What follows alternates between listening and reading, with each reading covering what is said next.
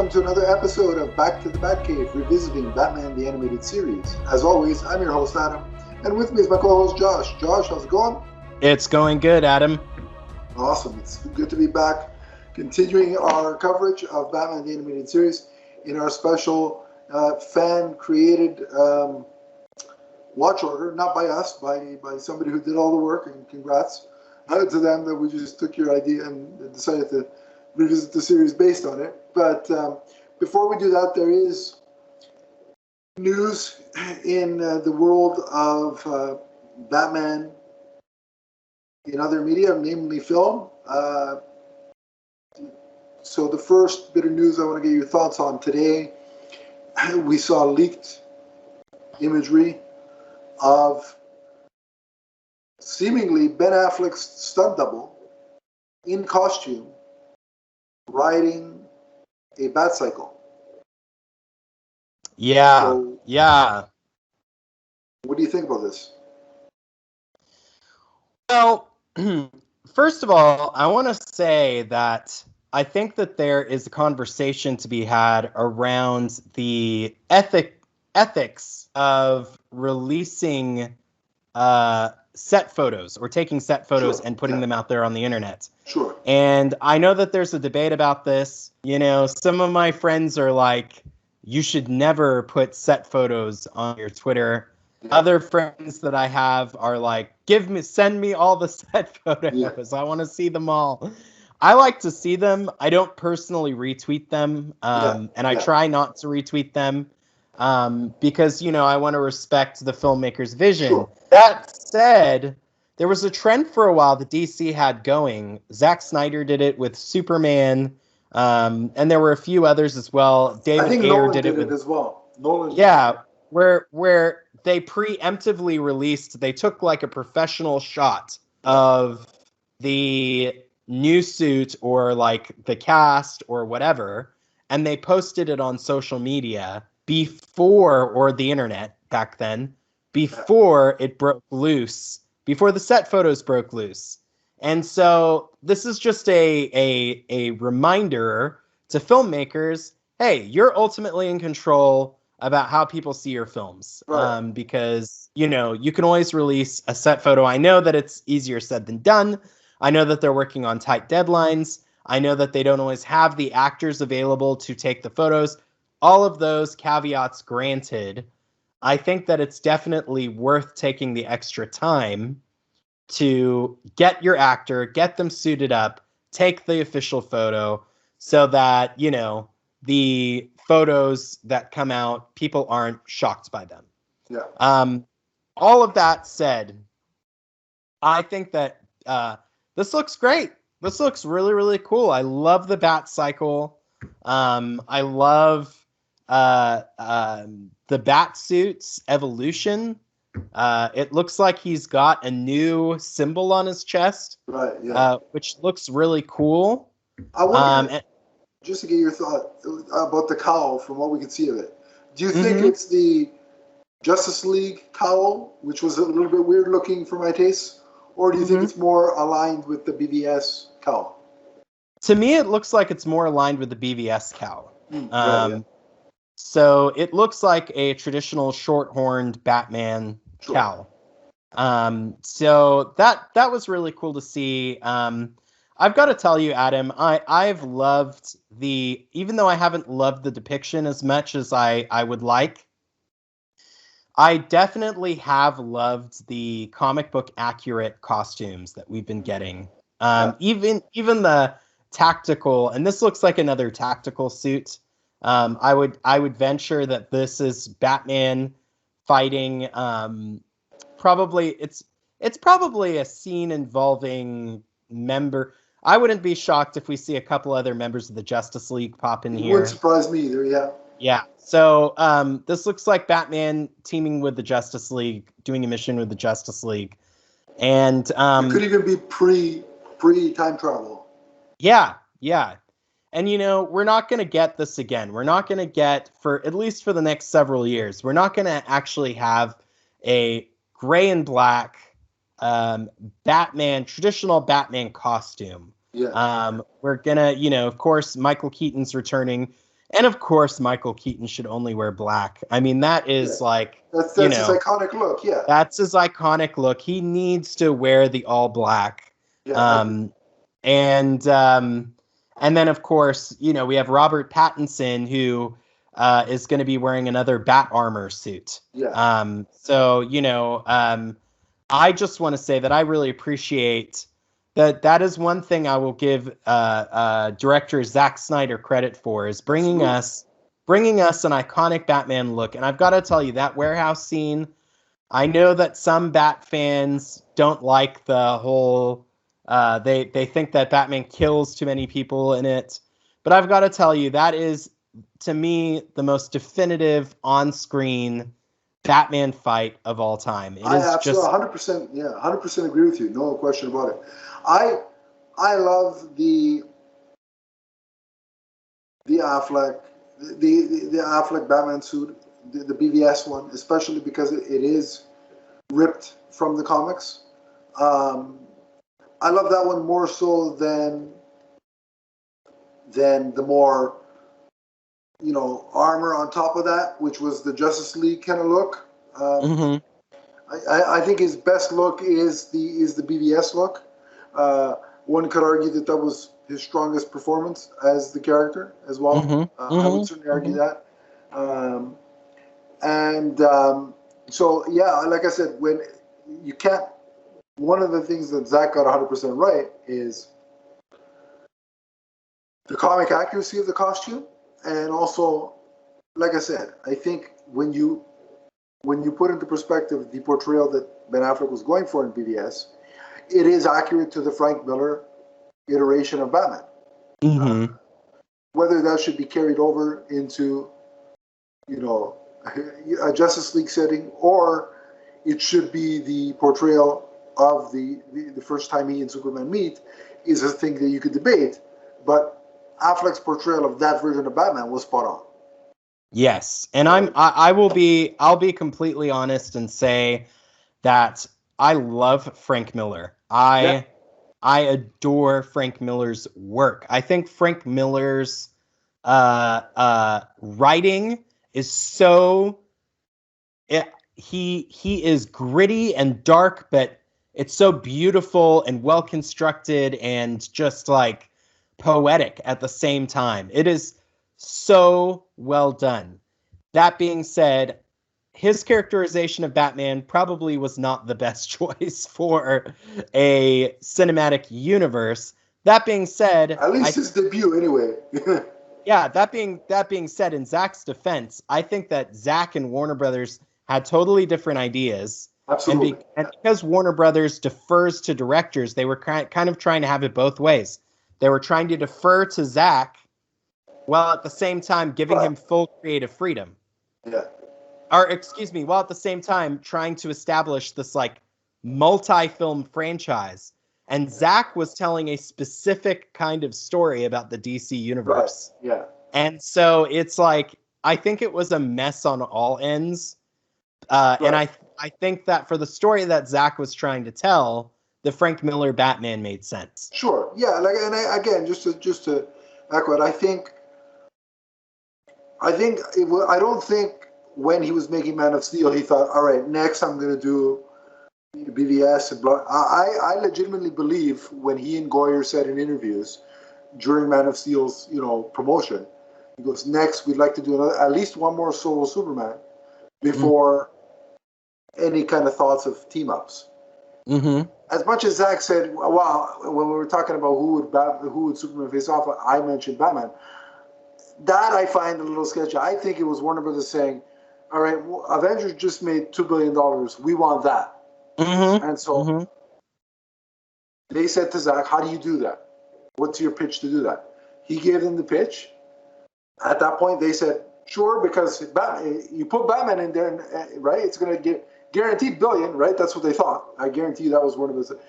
And then when BVS got the reactions that's when they started, okay, we're not on board with this iteration of the Vision. So I think BVS, unfortunately, or the reception of BVS was the start of the rift between the two parties. That, like I said, for what Zach was trying to do, the Frank Miller Batman works. For what Warner Brothers wanted, that Batman should have been on the horizon in about 10 movies time. Yeah. So it's 10 movies too early. You know, like the Flash says you're too early. Yeah, that was too early. At least I think for audiences, for the first time seeing these two icons together. Yeah. Well, but I digress. And Warner Brothers has had that weird versus concept for a while. They've had a desire for that for years. There was back in 2004, they wanted to do a Batman versus Superman, and they actually. Andrew Kevin Walker wrote the script. It was kind of a sequel to the Shoemaker films. And it was Burton Schumacher meets Christopher Reeves in Superman. Ish. Yeah. And so and they cast, I think they were talking to Jude Law and Colin Farrell. Yeah. And I remember all of that. I remember the whole thing, but coming from that sort of thing, we want Batman versus Superman. For me as a comic book fan, it's like, I don't want to see Batman and Superman fight. I want to see Batman and Superman team up. Yeah, they want Batman versus Superman. I want Batman and Superman. There's a big difference there. Now, they can have a difference of opinion, great, but I don't need to see them attempt to kill each other for 10 minutes. It's not really. But having said all that, just to go back to your point about set pictures, my stance is, once you're filming on the street, like you're asking for open season. Yeah. We live in an era where you got a phone, at all times in your hand. So there's nothing you can do to stop that.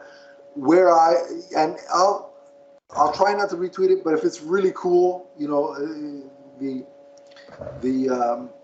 fan in me, I can't resist. But my policy is that if it's a leak of footage where there was no, or pictures where there was no outside shooting, like a couple of days ago, something leaked from a video presentation at a Warner, I think it was a Warner Media, some kind of event that they had. For shareholders, they had a video package or whatever, and screen caps of that leaked. I saw those. I didn't share them because, to me, that wasn't filmed outside. That wasn't, it wasn't open season. Yeah. So that's kind of my stance. But I agree with you. They should go back to getting ahead of it. If you know you're going to film outside, take a snap of whatever you want to. Whatever you know is going to leak. The other thing that I find interesting, the actual Batcycle, it looks a lot like the Batcycle in Sean Gordon Murphy's Batman White Knight. Yeah. So. Yeah, nice little call out there. Yeah, it totally does. So we've now had Batman on his Batbike is becoming a thing that is very recent as of late. We had him in The Dark Knight Rises on the Batpod. We saw Pattinson running around or driving around on his Batbike. Yeah. And now Affleck is riding around on his his bike. So it's kind of becoming more of a thing, and I dig it. I do too. We're still getting a Batmobile with Keaton's beautiful machine.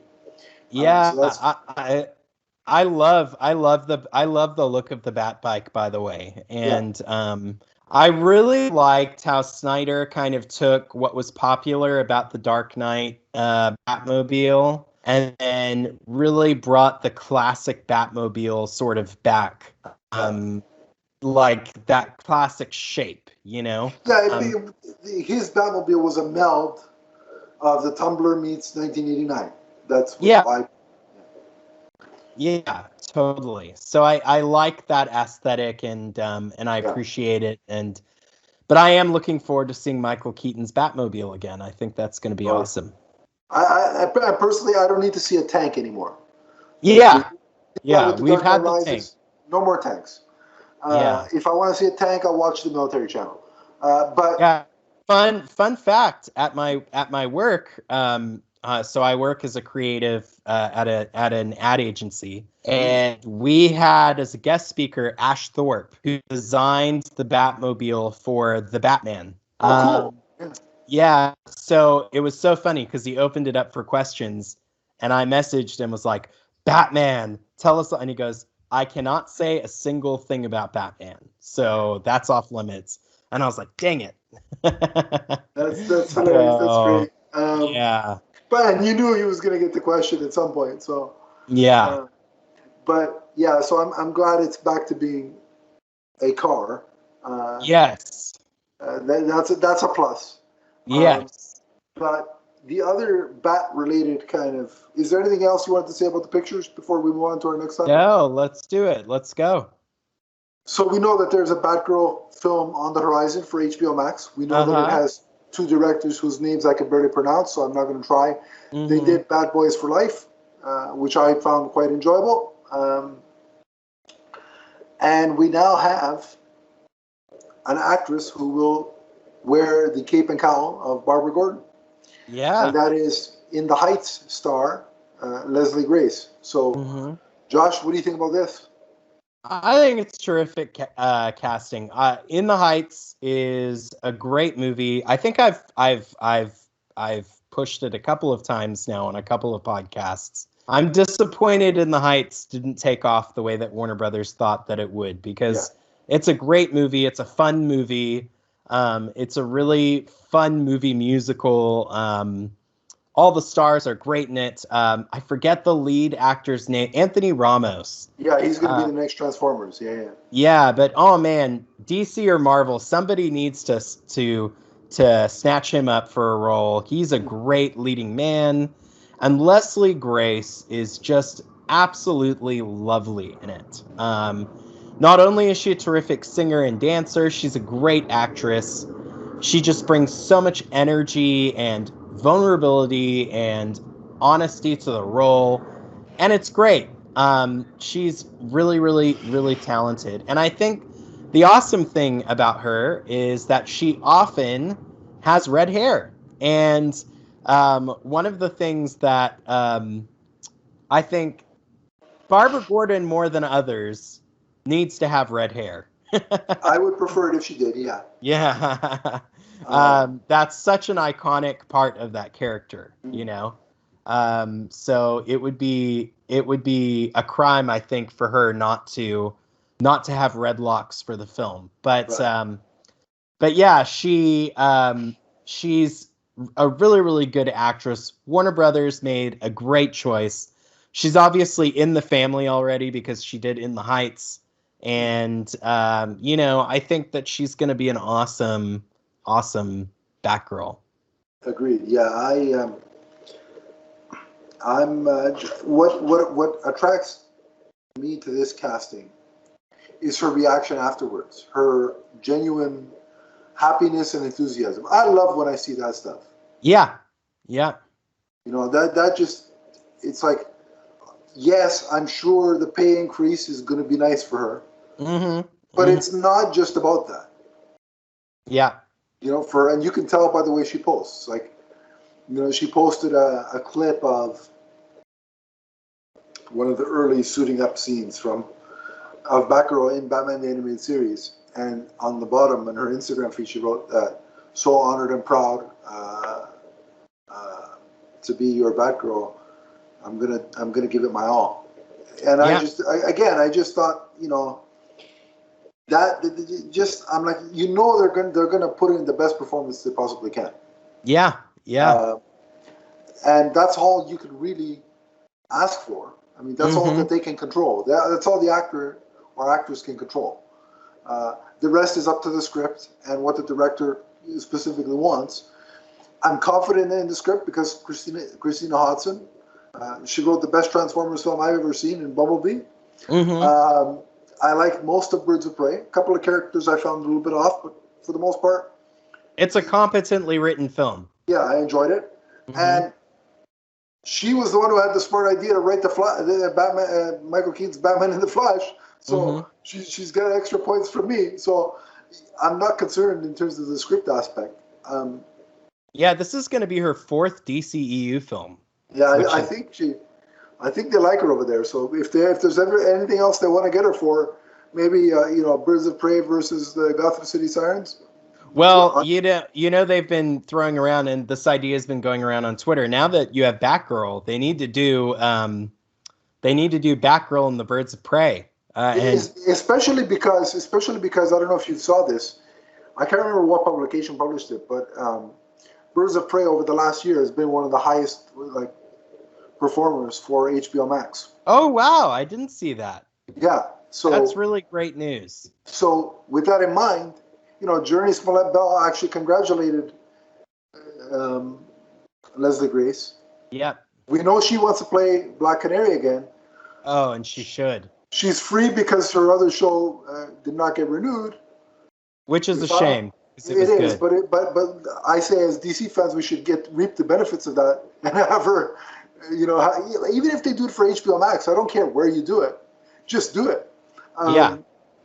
So I loved. Sorry, this is just an aside. On that note, there was a comic book series. I don't know if you remember. It was by Brendan Fletcher, I think. Fletcher. Yeah. And it was Black Canary, but it was Black Canary as the lead singer of a rock band by night, and superhero by later at night. Yes. It was such a cool series. It was. And they should adapt that as a miniseries for Journey Smollett as would be a great vehicle for her. She can actually sing. And it would just, they could release an album with it too. I mean, her and Leslie Grace, can you imagine them doing a duet for the soundtrack? Yeah, that would be really cool. But yeah, no, I agree. But so 2 questions regarding the Batgirl aspect of it. Mm-hmm. My first question is the Gordon of it all, the Jim Gordon of it all. Mm. There seems to be this hang-up with a lot of people online that, well, the casting description calls for a 55-year-old. This has to be its own thing because the DCEU Batman or Gordon cannot be 55 if Michael Keaton's Batman is 69. Mm-hmm. And here's my solution, and I want to get your thoughts on it. If the worlds get merged, mm-hmm. and some alterations happen, just because Michael Keaton there's 2 situations. Either Michael Keaton's Batman is the one from '89, and so is Gordon, but the difference being the events of Batman '89 do not play out exactly as they did in the actual 1989 movie. Mm-hmm. So what I'm proposing that let's pretend that Jim Gordon is the same, whoever they cast is the same Batman. Mm-hmm. Here's the difference. In Batman '89 proper, the actual movie, Gordon was older than Bruce Wayne Batman. What I'm proposing in this altered scenario, Gordon was 22 to 25, either a detective or a beat cop, when Batman began his career. So that accounts for the age difference. Because if Bruce was 35, 30 years later, 30 plus years later, he'd be 69. Mm-hmm. And then, so if Gordon was 22 to 25, 30 years later, you could have that 55 age range and make it work. Yeah. Mm-hmm. Or in this reworked universe that the Flash creates, Keaton is transplanted here and stuck here. There's a recast Gordon. They just never met Gordon we just never saw him in the events of Justice League. Yeah. And that explains it. It's not that difficult. Mm-hmm. And it's not, at least in my opinion, it's not any more confusing than the entire X-Men movie continuity. So yeah. I don't see a problem. What are your thoughts? I just want to say, first of all, that, this whole idea that you have to have the same actor play the same role because this and this arbitrary reason that's irrelevant. It's irrelevant what happened in previous movies. that look, technically speaking, maybe not anymore. Maybe, who knows? I mean, I don't know what's going to happen with the Flash. But technically speaking, Batman Forever is in the same continuity as Batman and Batman Returns. Yeah, and as of right now, yeah. And Batman is played by a different actor. Yeah. So this used to happen all the time. Yeah. And it's until very recently. I mean, let's not forget when they launched the MCU in 2008, Edward Norton was Bruce Banner / the Hulk. And that didn't work out. So they brought Mark, but they didn't want to just abandon the Hulk because Edward Norton wasn't gonna work out. The Hulk was a huge part of their plans. So they put Mark Ruffalo in the role. Yeah. And arguably, Mark Ruffalo has been a huge win for the MCU. And he's co-starring in She-Hulk. Right, yeah.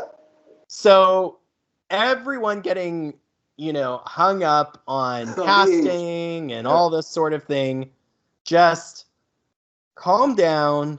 It's all good. You're going to survive. It's a fictional film. Just sit back and enjoy. It could be as simple as a line of dialogue between the two characters. Yeah. Or they just don't mention it and, this is the first time we're seeing Gordon. Got it. Yep. Yeah, and before the plans with Keaton were revealed, that was kind of my preferred, and before we knew that the Batman was its own thing, that was kind of my preferred method for Robert Pattinson. It's like, no, just have him star alongside Gal Gadot and Henry Cavill and Jason Momoa. Just say he's And just say he's Batman. You don't have to give a big explanation. And if they would have done that, they would have given him a suit similar to Affleck's. Yeah. Call it a day, and big deal. Yeah. Like I've always said, if the movie's good, the audience will go along with a mishmash continuity. Yeah. See Deadpool, Yeah. So I don't get hung up on that. And I know some people aren't sure if Keaton is going to appear. I think he is. And the reason I think he is because it was mentioned in the Hollywood Reporter that Batgirl would be one of the projects that he'd continue in, or could be. Mm-hmm. It's written by Christina Hodson, who wrote The Flash. Ergo, 1 + 1 + 1 = 3. Mm-hmm. Mm-hmm. And those are the three. Those are the three scenarios that I'm banking on. If it turns out I'm wrong. I'll still enjoy the movie, but I don't think I am. And people have been teasing the Batman Beyond sort of concept for Batgirl. And what they mean by Batman Beyond is not that it's going to be in the future. What they mean is an older Batman is mentoring an individual to be the Bat person in the field. Yeah, that's what the Batman Beyond. So I know some people are going to hear Batman Beyond and they're going to be saying, "Oh, it's going to be future set." It's more confusing. No, just the concept of him, an older version of him training a new protege. It's simple. Yeah. Let's not complicate anything further. I think we'll see the Keaton version of Batman less and less in the field and more in the chair as time goes on. Out of necessity, because Michael Keaton is 69 years old. He's turning 70 this year, and they're going to have him in these movies for 6+ years, so he's not going to be able to suit up for much longer. It's unless they do a scenario where he does have to get in the field, but it'll be a Robert Downey Jr. thing where he's wearing the pajamas, it'll all be CGI, and then afterwards, But my last question regarding Batgirl. Mm-hmm. Because they cast her so relatively quickly, do you think part of the plan was to try and shoot some kind of cameo for a scene in the Flash or an end tag in the Flash? Because now you got to remember, with Zoom, they don't necessarily need her, like with the way Zack Snyder shot the Flash. They don't necessarily need her to be present in London.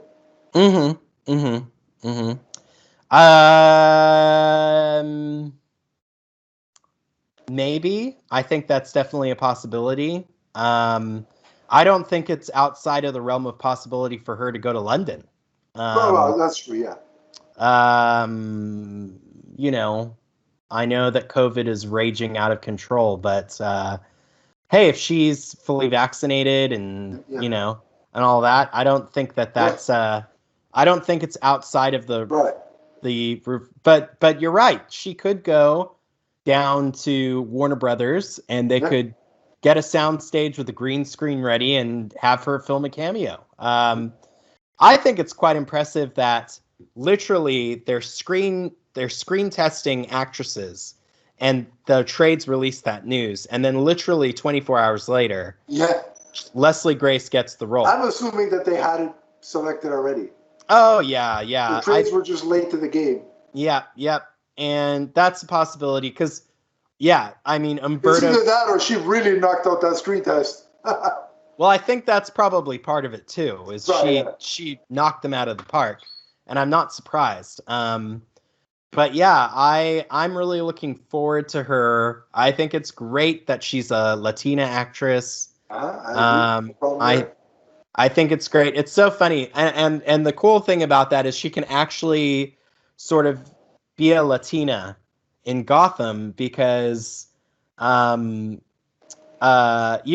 she's from Earth. I think it's very funny that everybody's commenting. I mean, it's great that they cast a Latina actress as Supergirl, but Supergirl is so funny because fanboys were mad, and it's like, you guys do realize she's Kryptonian, right? She's an alien, She's not actually like gonna be Latina. She's gonna be from Krypton. Like that's her. Yeah. And even if she were, it's not. It's. I'm sure they have different races on Krypton. It's not one homogenous, people. Yeah. Yeah. Mm-hmm. So yeah, I'm really looking forward to that. I think it's great that they're bringing diversity to the DCEU. I think it's great that they're doing films that are focused on female characters. Absolutely. I'm looking forward to Zatanna. I really hope Emerald Fennell directs it. And I'm also make a lot of sense. Yep, and I'm also looking forward to the Michael B. Jordan produced Val Zod series. As am I. That was a welcome surprise when it was announced. Yeah. But trades have since picked it up. Hollywood Reporter picked it up indeed, and so I don't know what that means for the JJ produced movie. Whether one is going to replace the other, or there's both on the table. Mm-hmm. Who knows? But it seems to me that fans have really responded to the idea of Michael B. Jordan as Val Zod. I think that's just on the face value, that's as ingenious a casting as Christopher Reeve as Superman. So I can't wait for that. But also just before we leave the Keaton and Bat Family live action aspect to go to the animation, what I like about this HBO Max angle is having Keaton as the older Batman, the mentor. I think it really puts back on the table also a Nightwing film. Yes, absolutely. Which, if we had kept with the Snyderverse, as it was intended to go, or as Snyder intended it to go, a Nightwing film would be highly unlikely, which is, I suspect, why, what's his name? The guy who directed Lego Batman that was supposed to do Nightwing. Oh, Chris McKay. Yeah. The reason why I think his film got stalled was because, Nightwing's dead in this universe. Sorry. That's such a lame decision by Zack Snyder. Dick Grayson is frankly the heart and soul of the DC universe. Right. And Keaton doesn't necessarily have to appear, in a big role, but the idea that he's been around long enough that Dick Grayson has gone on his own and has now created a separate identity for himself, the possibility is definitely there. Yeah, and I think if they do it, they ought to make Dick. They ought to make Dick in his 30s. Yeah, absolutely. Yeah. And that's kind of the Nightwing, the pre-New 52 Nightwing. Yeah. That was sort of, he was in his early 30s, late 20s, early 30s, and was Robin years ago. And I think that would be a really interesting angle. You could even do with de-aging technology. You could even do flashbacks Yeah. we could see a Batman and Robin, a Burton Batman and Robin, which would be Oh, really absolutely, yeah. And they could even cast it with Burton. Well, not they're not going to get what is it, Martin Wayans, obviously, yeah, because he's. Yeah, but they could cast a person of color and yeah, keep it in tradition with the early idea that Burton had, because the comic is going to do that. So why not? But my excitement is the fact that we're getting Batgirl. There's a possibility that Nightwing is back on the table. It mm-hmm. opens up the door to the Bat family, Mm-hmm. whereas with Pattinson's, the chances of getting Bat family outside of a younger Robin, highly unlikely. So Yeah, I kind of get the sense that the Pattinson Batman world is going to be kind of like a 3-film thing, probably, yeah. and between those 3 films, we'll get sort of spin-off series. You know, the Yeah, GCPD, the rumored Zoe Kravitz Catwoman which I'll show. take, no problem. Yeah, Yeah, like that sort of stuff. But I don't think that that's a. yeah, they're not going to go into Bat family. Yeah. Mm-hmm. It just doesn't make sense with the age range that they're going for Pattinson's Bruce at this point. Yeah. So, Mm-hmm. but this offers them that opportunity, and I like that. So, Mm-hmm. we're excited, obviously, for everything we talked about tonight, Mm-hmm. and we'll keep you informed as to more details as we have them here on the network. But for now, it's back to the Batcave, back to the animated series. We've got 3 episodes tonight. So, what are the first 2? Because we're treating the first 2 kind of as one story. Yeah, so the first 2 episodes we watched were The Cat and the Claw. Mm. And it's the introduction of Catwoman into the DCAU, as it were. Yes. I just got to say right off the bat, no pun intended, I loved the banter and the chemistry between the 2 characters. Like, it was just spot on from the word go. Mm-hmm. I'll be honest with you, because remember, there's a different airing order between how we're watching it and how it initially aired. I think this was like the second and third or third and fourth episodes when it was early on in the run when they aired. Mm-hmm. Mm-hmm. And I remember loving these 2 episodes when I was younger because, we were coming off the heels of watching Batman Returns. Mm-hmm. And yes, she had a different outfit. Obviously, she wasn't all black. There's the gray outfit. But I thought their banter and their chemistry really matched with the movie I had just seen. Mm-hmm. So I remember really loving this episode for that. And I think it's still, watching it all these years later, they just nailed the characters. The vintage, the classic rooftop chase. That's all there. Mm-hmm. Mm-hmm. I love this. So give me some of your thoughts. Yeah, I love these episodes too for the same reasons. Catwoman is not only one of the best of the Batman. I guess she's the Bat family, really. She's not the Rogues Gallery anymore. Yeah. Selena Kyle is one of the best characters in the Bat family, Mm-hmm. and she so if she's portrayed well. Oh, she's not only one of the best characters in the Bat family, she's one of the best characters in the DC universe. I would agree. I think Catwoman is an A-lister. I think it's no mistake that DC felt so confident in the character of Catwoman that they continually give her her own series, as well as give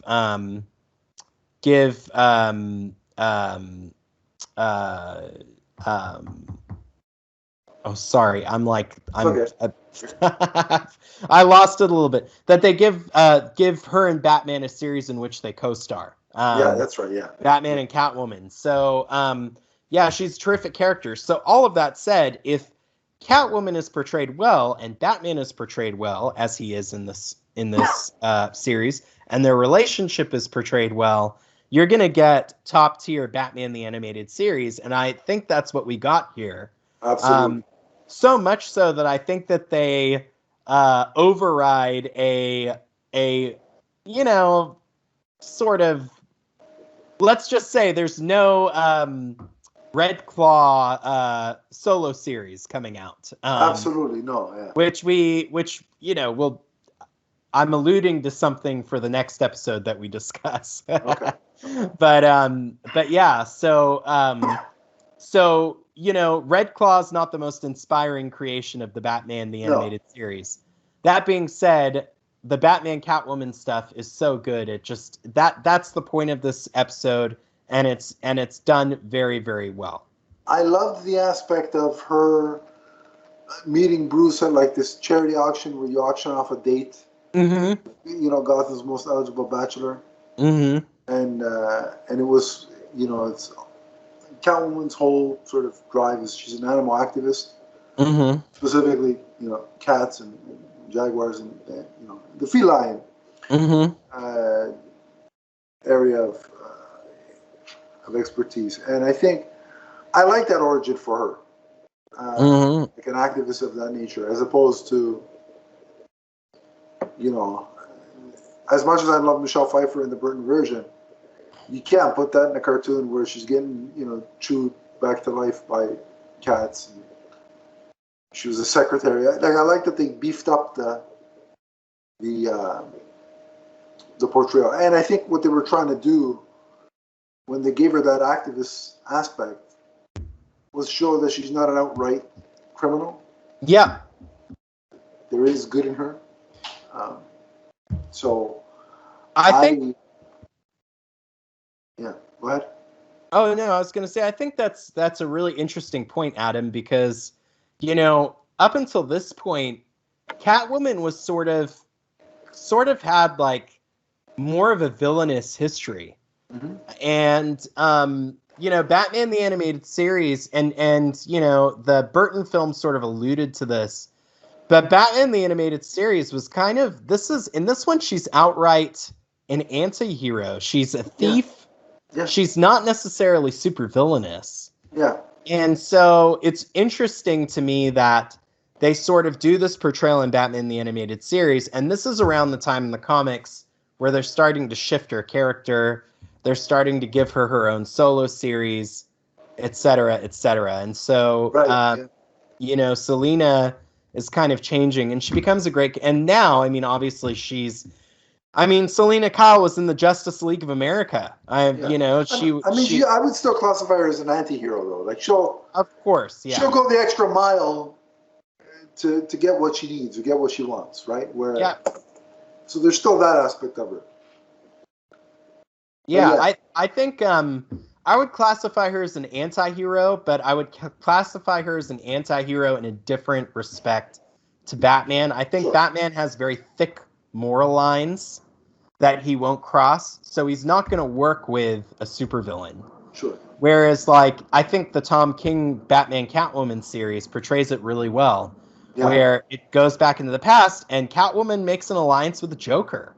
Yeah. And it's like, whoa, and it's like, look, she's willing to cross that line, but she wants the same thing as Bruce. They both want the same thing. Yeah. It's just she's willing to kind of cross more lines, and it's why the relationship with her and Bruce is so fraught. Yeah, absolutely. Yeah. So no,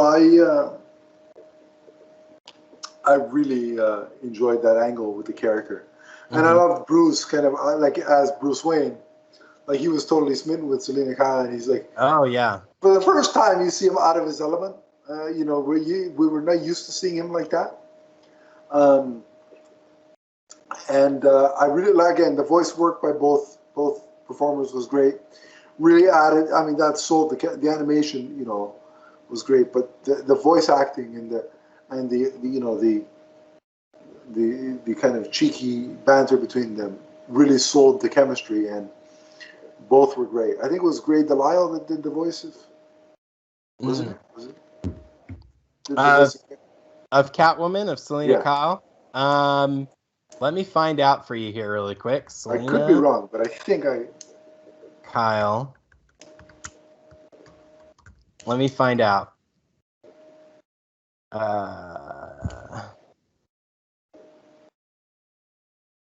right, so Catwoman was portrayed by Adrienne Barbeau. Okay, then I was wrong. Yeah. Adrienne Oh, Barbeau. that's right, from the Swamp Thing movies. That's right, or the show. Yeah, sorry. Mm-hmm. The original Swamp Thing show. That's correct. Sorry. My mistake. I think Ray DeLio played her in another Batman animated series. That could be either the Batman or Batman Brave and the Bold. I'm not sure, but I'm getting my Batman shows mixed up. Yeah. But so, do we want to take it from there and segue right into the Red Claw aspect of it, or do we want to rate the first part and then how do you want to do it? We can talk about Red Claw really quick. Yeah, we'll just rate them together as one big story. Yeah. So I thought that Red Claw was a sort of early 90s generic. Look, this was probably animation takes a long time, right? Yeah. So this was probably written before the end of the Cold War. I feel like they were trying to sort of play up on that Cold War villain sort of thing. The whole Russian kind of Yeah, and she sort of felt dated in that respect. Sure. The other thing too about this series is they talk a lot about it's kind of early 90s feminism, but like kind of early 90s misogyny. So it's a very weird, like, it's this tightrope that they're walking. Yeah, it's a weird thing. Like Batman remarks like a cat burglar in Gotham is a woman. And then another time Red Claw, she comments that Red Claw is a woman. And Red Claw makes some sort of comment, because I'm a woman. It's like, okay, we get it. Catwoman's a woman. Red Claw's a woman. Like, we get it. And then I like Batman when he's like, no, I'm because she's like, yo, you're not going to take me in. He goes, oh no, I'm an equal opportunity crime fighter. It's like, okay. You guys are really hitting hard on this thing. I know. It's just like, so all of those aspects. I think, to me, those are the two weakest aspects. Sure. Yeah, I agree. And granted, even judging it for its time, it's kind of like, okay, like, there's something to be said of just showing a woman being being a badass, And so for me, that was kind of like but I would agree with that. The Batman Catwoman stuff is so good, and I think that the general plot is really good. I think absolutely. I think that, Selina wanting to save these animals and Batman wanting to do it, and then there being a more nefarious plot behind it all that Batman has to stop. I think that all works for me. And I do like the scene where when he finds out that Selina is Catwoman, at the end of the episode, he goes back to her apartment and she's trying to kind of flirt with him, and then she thinks he's going to lean in for a kiss or whatever, and he slaps the handcuff, or I think it was in the street, I'm not sure. It was in her apartment. Yeah, okay, so yeah. And he slaps the handcuffs on her. That was, again, a total nod to the Adam West Batman series when he did that. Yeah. And that just made me smile, so... yeah, there were a lot of winks and nods. She says perfect early on in the series, and kind of extends the R. She doesn't do the rrr, but she does the, like, extends the R a little bit to kind of... Yeah, she does it enough that it's a nod, but it's not a total ripoff of what they had done. Yeah. Yeah, and I do have to say, and I know we're dwelling a lot on this episode, but I feel like the debut of Catwoman's a pretty big deal. So, yeah, it definitely is, for sure. But I think I like, there's a lot of different origins of Catwoman. And, sometimes she's a cat burglar.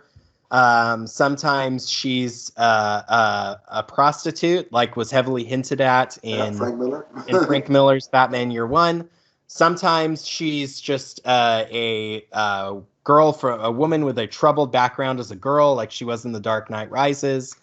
And I really like Selina Kyle's sort of role in society. She's a socialite who's rich because she's a cat burglar, and I think that's kind of I like that. I really like that. I did enjoy that. Yeah, absolutely, I agree. So is there anything else you want to highlight, or you want to go ahead and rate these episodes? I think we're ready to rate this episode. All right, go ahead. So part 1 and 2, The Cat and the Claw. What did you think overall? I would give these 2 episodes a 4.5 out of 5. I think that there's definitely some weak spots, but I think the debut of Catwoman and Batman is just really strong, and I think the writers and team just knocked it right out of the park with these episodes. I'm gonna agree with you 100%. 4.5 out of 5. Like you said, there were a little bit of inconsistency with certain things, but the dynamic between the two characters and the chemistry, it leaped off the comic book pages, and it was perfect. So I think that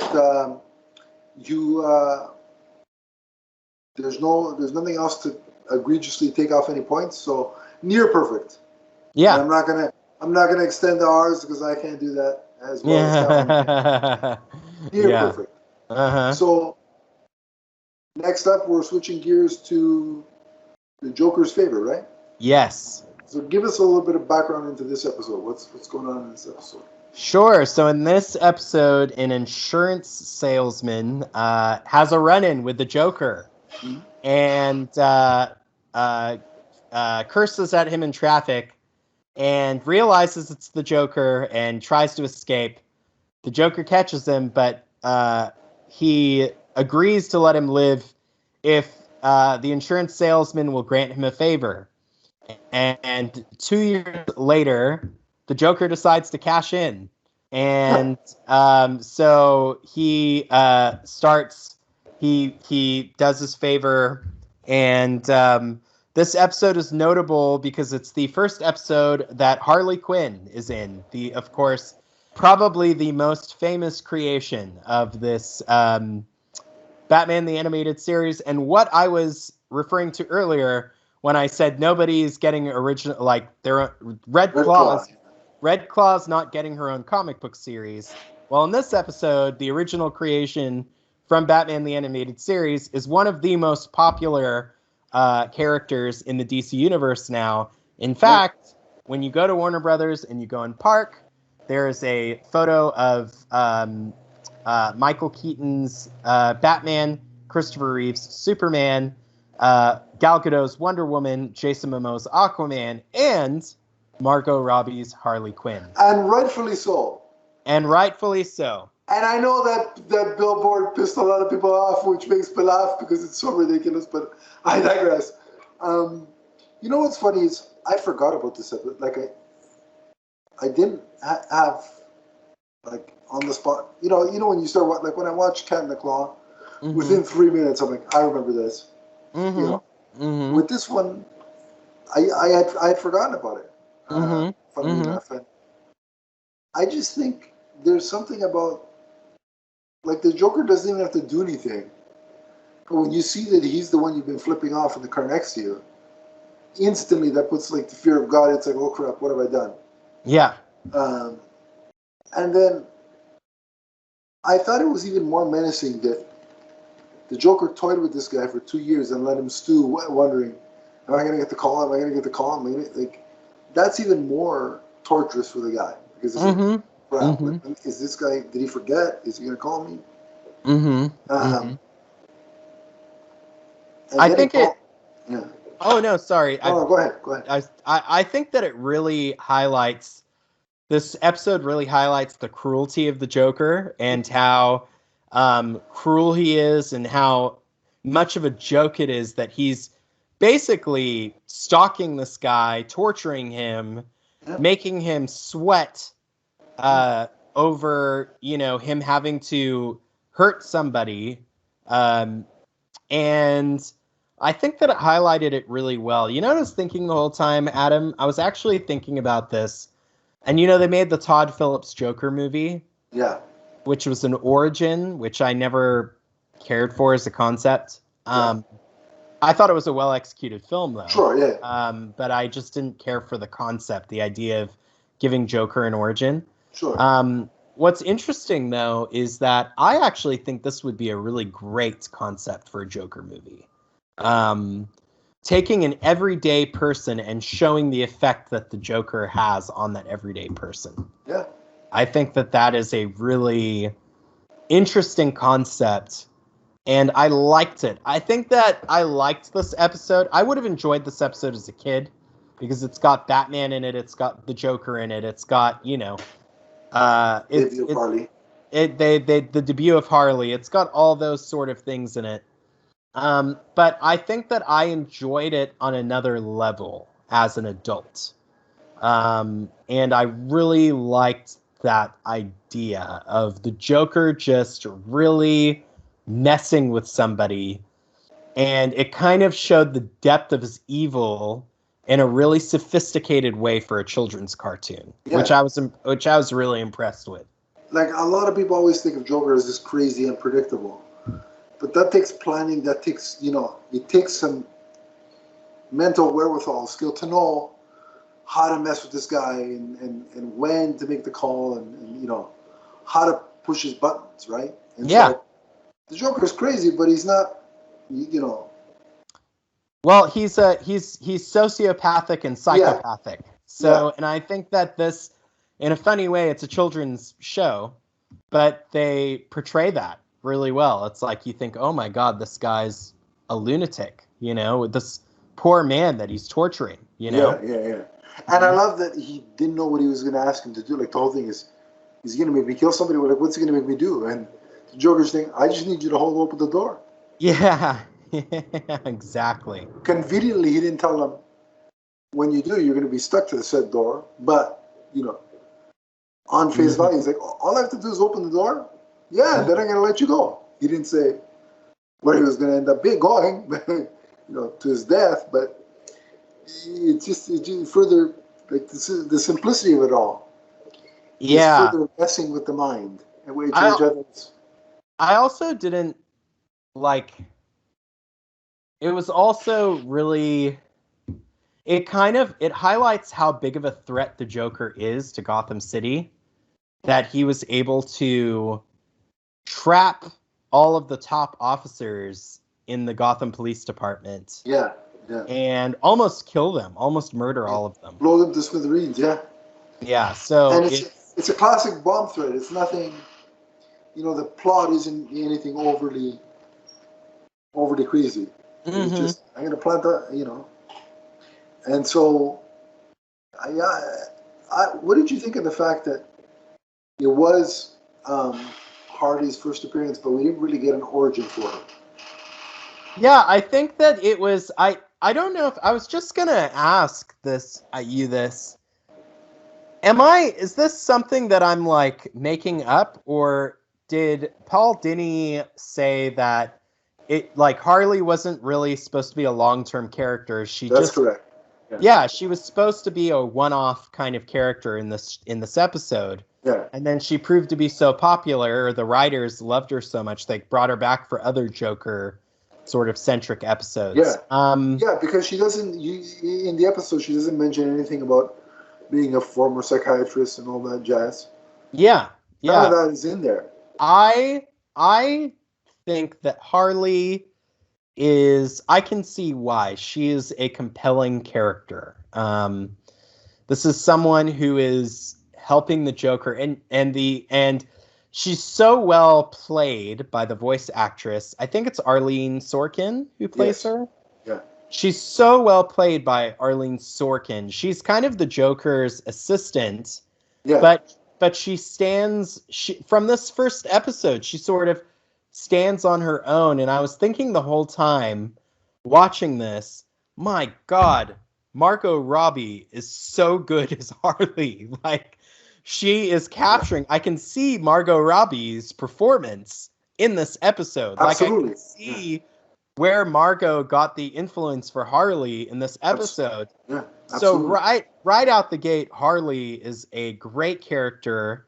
I'm so glad the writers had the exact right instinct to bring her back and flesh out her character a little bit more. It is very evident that they didn't have a plan. I mean, now they can pass it off as Harley quips, but she has that quip at the end where she says beauty school's looking really good right now, after she's been arrested. So right. They obviously hadn't thought through her origin or anything at this point yet. Right. I do think that it is a really strong debut for Harley Quinn. Oh yeah, and I can see where like Margot's getting her performance from. Absolutely. From this episode. What did you think of Harley Quinn? She was a fun, crazy character, but and like she brought the levity to a situation where, because when you're watching, you're realizing he's gonna blow these cops to smithereens. Mm-hmm. So to take some of that, and even for a kids' cartoon, if at a certain age group, if you put that together, it could be quite, a little bit too, on the nose and realistic. Like even like because think about it nowadays. You turn on the TV, and how many times do we hear about a bomb threat, this and that? Mm-hmm. Like it's not as out of the ordinary as it used to be, right? Mm-hmm. So I think having that Harley character brings the levity, and also brings things back down to be like, okay, let's remember where we are here. But again, I like that she was very, like you said, she didn't seem like she was going to be this subservient, person to him. Like she had her own agency, and you can see that right off the bat. But that personality that the character has, and that's part of, Arlene Sorkin kind of helped formulating that. You can't help but like want the like cheer for the character and want more from the character after you see that performance. Yeah, I'm imagining them not bringing back Harley and thinking to myself, oh man, they're probably like, people would probably be like, where's that Jester character? Where is that character? But she's so great. And I'm so glad that Harley, and they've taken like, obviously, comic book writers, Amanda Connor and Jimmy, I forget her husband's, how to say her husband. Yeah. Jimmy Palmiotti. They've like taken Paul Dini's creation and given it another layer of life. And then of course the DCEU and everything that Margot Robbie's doing with the character. I loved in Birds of Prey how they incorporated the fact that she's a psychologist and she like diagnoses like all the other supervillains. Yeah, that's pretty cool. I think that's like a really great aspect of the character. I can't wait to see what James Gunn does with her, because James Gunn has said that Harley Quinn is one of his favorite comic book characters ever. I'm just gonna say this real quick. I have no doubt. Harley. I even call her Harley now. Margot said that she's taking a little bit of a break, and she's not sure when she'll next play Harley. Even though while she says that, I don't think that break is going to be too long. No. I think I'm willing to put money, for now, Monopoly money, but money, on the fact that I think after the Peacemaker series, DC's going to announce that James Gunn and Margot, again, I almost did it again. She's just so synonymous with the damn character. Yeah. They're going to announce that James Gunn and Margot Robbie are working together on a Harley HBO Max project. Yeah. And I would love to see a live action. I was thinking Harley is such a zany character. I mean, such like a crazy character. An idea that I've had for a long time is because another Harley related property that's come out lately is the HBO Max animated series. Oh, it's great, yeah. Which is so well done and excellent. And Kaylee Cuoco is on fire right now. She's like nominated for Emmys. She just did The Flight Attendant, which was super popular. Yes. I think you could do a Harley versus Harley movie with the multiverse where the Kaylee Cuoco version transports into the DCEU and they work together. Margot Robbie. Even as a cartoon, or you mean Kaylee No, Cuoco? I think have Kaylee Cuoco play her in live action. Like have her start as a cartoon, but have her transport to the DCEU and have her be live action. And then imagine James Gunn at the head of that. I think that would be... my gosh, I'm like smiling because of how good that would be. It would be amazing. When I post this episode, I'm tagging James Gunn in it and say, listen to our idea at that 1 hour mark and make it happen. Yeah. Oh my gosh. I think that would be so fun if if they had to stop the Joker or something like that, Oh, you know? and then which Joker? Take your Well, I think after the Flash, we're gonna get a new DCU Joker. I think that's one of the things that's gonna change pick. I because I frankly think that agree with you, but man, it's going to be so hard to Michael Keaton's Batman with a another new. Joker. It's going to be a little weird. Well, we don't necessarily have to see him with the Joker, Right. but Yeah. I think Joker is such a important antagonist to Batgirl. I think he's That's true. Yeah, that's true. He's linked to Harley Quinn. They're not going to get rid of Margot Robbie. They're just no, not. no, they'll give her her break, but yeah. And I Yeah. don't think she's done. Her saying break, I think what it means is because she went right from Birds of Prey into Suicide Squad. Here's an idea. Here's an idea for the plot of the Harley Quinn live action HBO Max series. Maybe when the Flash happens, the universe gets jumbled, and Margot Robbie's Harley Quinn is displaced because of the changes, and Right. she enlists the help somehow, and everything's jumbled. So the cartoon Harley Quinn gets displaced too, and basically they work together to try to get back to their respective universes. Yeah. And they end up back in their universes. That would be a blast. So Harley's kind of like breaking the fourth wall. Like I was a part of the old DCEU kind of thing, you know? Mm-hmm. Make that as like a 5 or 6 episode thing, and just it's got money written all over it. Just do it. They could call it Harley and Harley Save the Universe or something like that. Yeah. Whatever they call it. Yeah. I like this idea. This is a good idea, Josh. Well put. I like it. I say, come on, James Gunn, make it happen. Yes, James, steal my idea and do it. Yeah. But no, that's a great idea. But so clearly this episode and Harley's portrayal in it has really had a long-term effect on DC in terms of all arenas: publishing, animation, live-action film. She's really touched all corners of the DC universe, and that shows the strength of the character. But unless you have anything else to say about the episode, we can go ahead and rate it.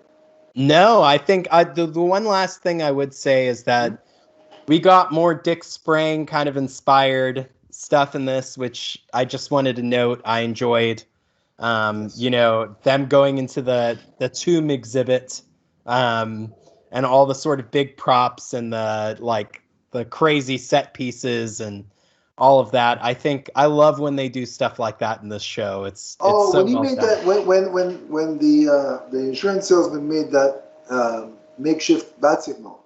Yeah. You think because the episodes aired out of all over the place in terms of it's a different order than what we're watching it. So do you think that this episode predates the bat signal? No, because I don't think so. Because I feel like the episode where the bat signal debuted that we watched earlier before this, feels earlier than this. Okay, all right. So, but yeah, the reason I had that thought was because of the way Batman looked at it. Yeah, Bruce looked. It's like he got an idea, like for future. Oh, maybe. Yeah, maybe it is. I'm not sure, but we'll check the order and we'll have an answer next week. But yeah. But all right. So, what's your rating out of 5 for this episode? For me, because of just the way it portrays the Joker, Mark Hamill turning in another phenomenal performance. Kevin Conroy's just presence as Batman, even though this is not a Batman-centric episode, actually. Yeah. It's more of a Joker-centric episode. But Kevin Conroy just delivers as Batman / Bruce. I loved the idea of Joker torturing a guy, and of course we have Harley Quinn, who just makes such a strong debut here. Yes. Adam, I think I'm going to have to give this episode a 5 out of 5. I can't really think of anything that's wrong with this episode. To me, it's just absolutely terrific. Yeah, I think it's top tier, and I'm going to give it a 5 as well. I was engaged with every single aspect of the plot. So When you hit on all those levels, nothing bothered me. Nothing felt out of place. It's just, this is one of those times, and there are still many to come. Batman the Animated Series at its best. Wow, what a much different episode this was compared to the last two that we reviewed. Oh boy. Yeah. Definitely, welcome change, and let's hope that we have many more in this direction, which we know we do, because there weren't that many duds in the history of Batman the Animated Series. Yeah. Well, Adam, next time we're going to be reviewing The Mechanic and The Forgotten, 2 The episodes. So we're tapping into the DCU strategy with The Batman and The Suicide Squad. And technically, The Flash, so it's a theme. The Flash. It's a theme in 2021, 2022. If they make another Justice League, it'll probably be called The Justice League. I wouldn't put it past them. My question is, sure, and is James Gunn possibly directing that? I would love James Gunn to direct Justice League 2.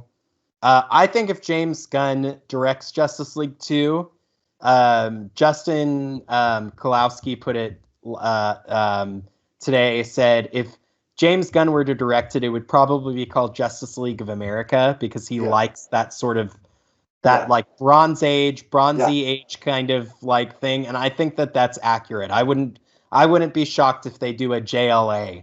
Yeah, and I think just, I don't know what he's going to do. Well, the Harley thing is not our thing, but a Harley thing is probably a sure bet. But I think once he's finished with the Guardians, I think he's going to have more prominence, even more in DC.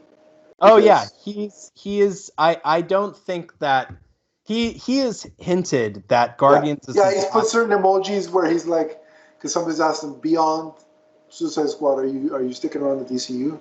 And he's like, well, there's Peacemaker, and then after that we'll see. And he put the emoji with the scratching your chin, thinking. Yeah, and I think that he's gonna have, even while he's doing Guardians, I think that he's gonna have his fingers in DC. Oh yeah, something's gonna be around. Especially because there were rumors that James Gunn is kind of gonna be one of the people that they look to consult in the DC universe, and I think that that's smart.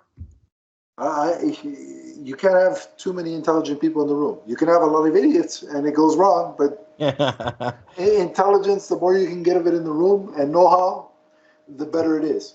Yeah. But we will be back, of course, as you said, with those episodes, Josh. But until next time,